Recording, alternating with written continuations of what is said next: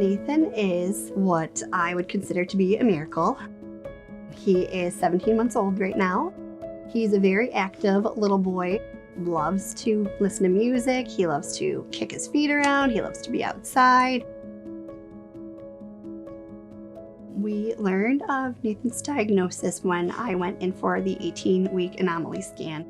They gave us worst case scenario, but we didn't know the severity obviously until he was actually born. And we knew of the microcephaly during pregnancy. Lissencephaly was not a term that I had heard until after he was born.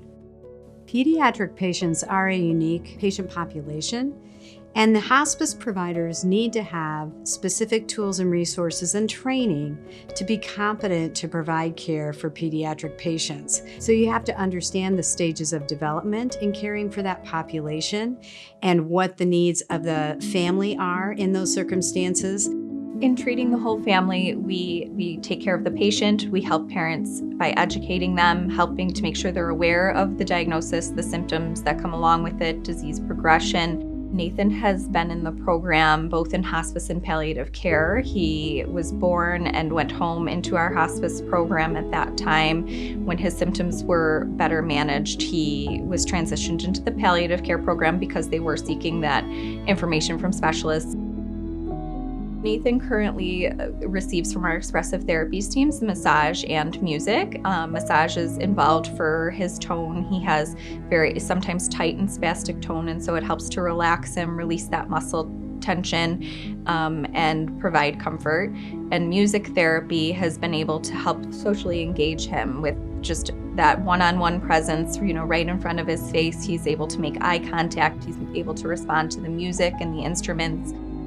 My favorite times with Nate was when without prompting, he started laying himself down on the big ocean drum that I was playing on his belly. He just kind of leaned forward and started doing that, so he was feeling the vibrations through that large drum. He's been talking up a storm for the past several sessions, which is really great to see.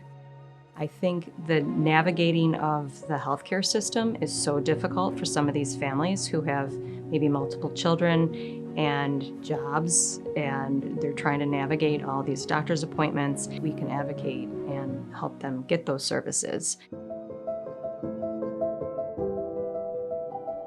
The goal of the Pediatric Initiative at NHPCO is to, first of all, identify what are the barriers to access for pediatric patients across the country, and how do we provide tools and resources to hospice programs so they feel confident and competent in providing pediatric services for those in need in their communities. The care team with the nursing staff has really given me confidence with him because there's symptoms that he has that may be typical baby symptoms, but I don't know typical baby. We were so overwhelmed with everything at the beginning that I don't think we even really understood how helpful they were, and all the people we had around us, how helpful they were, because we were just crawling and scraping to try and get by and do what we had to do to make this work. I think that a pediatric hospice program is incredibly important because without it, I honestly don't think that we would have been able to take Nathan home at 2 weeks of age and be comfortable enough and confident enough in ourselves to take care of him properly. I think it empowers you as a parent who, the diagnosis, but having somebody there to walk you through everything gives you the strength to work through it and give him the best life that he can have.